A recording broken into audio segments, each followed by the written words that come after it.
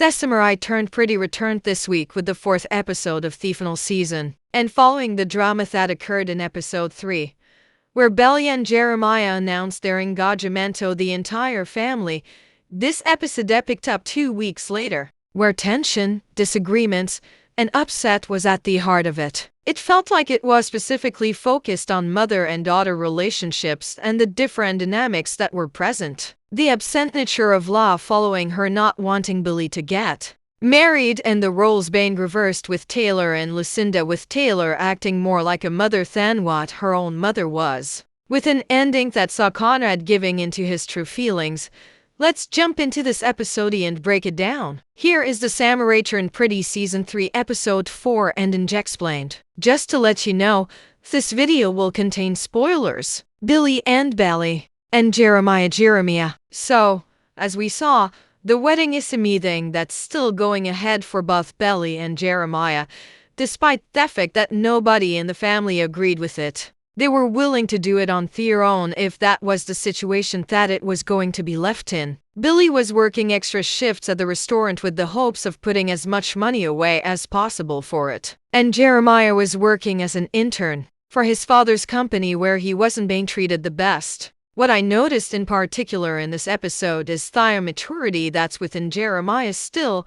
He's the person that wants to try to persuade his father that he's mature enough to get married and that it won't impact his life in a negative way. But where, even seeing with the opportunity that he's been given to work at his father's firm, that all he's doing is just thinking about the wedding, trying to talk to his dad about the wedding and also ask him why he's not on board with it. I get that Jeremiah cares about it.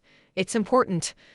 But at the same time, it's a place of work, and that should be where the focus is at. Jeremy got Belly a cake for her birthday and some flowers, and he went round to her house with the hopes of speaking with Lur and getting her on side. However, that didn't happen in the slightest. Lur ended up telling Jeremiah that they weren't ready and that she didn't want them to be her son-in-law in those circumstances, which ultimately led Toby storming out the house with Jeremiah and instead going to the house in cousins so that Belly could be away from her mother. And it now seems like she's going to stay there until feuding and see Jeremiah on the weekends, because that's when he was going to be traveling back to cousins, as during the week he'd be working. What was interesting about Billy's arc was that she was basically mourning her mother despite her being alive. When she picked out the dress that she was going to wear for the wedding, she was upset she wasn't there, telling her that it was the perfect choice. And then when she was in her old room at the house in Cousin,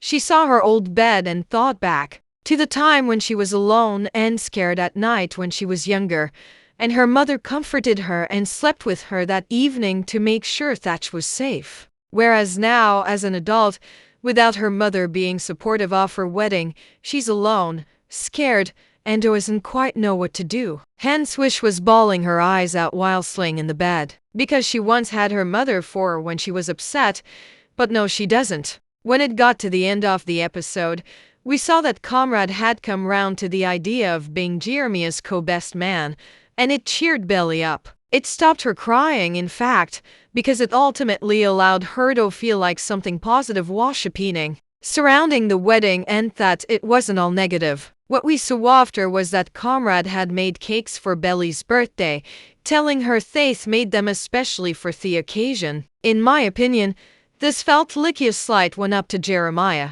seeing as though Jeremiah bought her a cake, but Conrad made them, and it showed that he still cared. The episode then concluded with Billy and Conrad hugging each other, and the voiceover of Conrad said, "What have I done?" showing Faith shouldn't be there in the house with her, and also that he's questioning why he's become the best man to his brother when he's deeply in love with the girl that he's marrying. When Billy first laid eyes on Conrad when he was about to go out for a run, when both of their eyes locked, she thought back to Christmas when she stayed at the house and he was there, reminding her of how she felt when she first looked at him. So I feel like we're going to see that getting brought up soon. Things are getting on track with the wedding, with Steven and Conrad saying that they'll be the best man, Belly getting her dress, her father saying that it'd go, which also makes it seem like her mother might start to come round. So there needs to be something to derail it. And it very much feels like that secret being revealed could do that. Taylor and the other side, we had Taylor and the dynamic that she had with her mother. In this episode, we saw that Taylor was actually taking the debt that her mother owed and the transferring of the business over to a home business rather than a storefront. More serious than what Linda was. Assessing the accounts, working out ways that she could help her mother, such as clearing out the space, and also trying to get it all sorted before she moved to New York for the internship. Instead, Lucinda wanted to go dress shopping and meet up with Scott, who was still messaging her,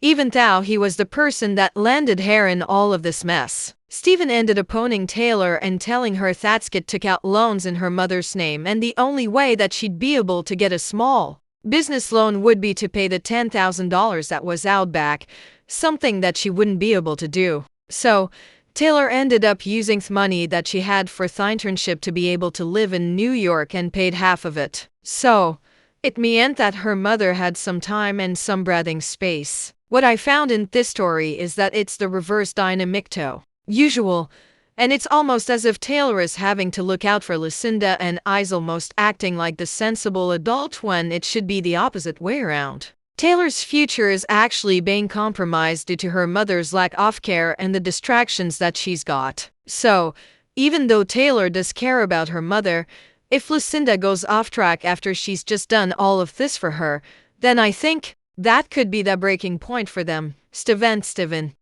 didn't have too much of an involvement in this episode, but the main thing that we saw with him was they got on side with Jeremiah with Bane's best man, but he was still on their side of his mother as he believed that both his sister and Jeremiah were too young and that they should live their lives a bit first. Outside of that, there was another arm to history where we saw that himself and Denise, the person that he works opposite, were starting to get a bit closer. I kind of always felt like this was going to happen and that Denise and Stephen might end up forming a connection, and that's exactly what we saw happening, and I'd even say Stephen recognized that. I do wonder if they'll take it further, and that could then all city into Taylor's story and the fact that she's starting to feel ostracized and like her life isn't progressing. She still cares about Stephen a lot, and I reckon that if she saw him with Denise whilst she's also not gone off to New York, she'll just feel like she's stuck and not progressing whilst those around her are in their love life and their careers.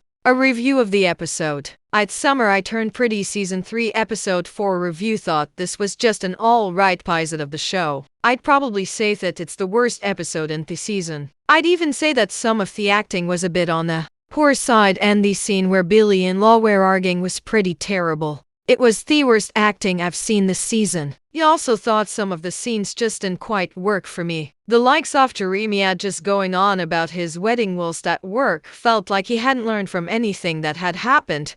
And I'd also say when Billy said to Jeremiah that she wasn't thinking of going to Paris anymore because she didn't want to be separated from him, he just responded and said, "Oh, good. I didn't want you to go anyway." Which I thought was pretty bad considering it was going to be something that would have bettered her career. So, it just showed that they're not really right for each other and they're just blindly obsessed with one another rather than wanting what's best for the both of them. I would say I did think it was quite sad when Belly was on her own in the bedroom and she was breaking down and crying. That was probably the only part of the episode that I thought was relatively emotional. Other than that, I thought most of the emotions due to feuding felt a bit ridiculous because of everybody else was speaking logic and sense. I am intrigued to see where this season's going to go, and I'm invested in the drama, but sometimes the acting can be a bit stale, and the story can be a bit drawn out. Conrad shouldn't get dragged back into this,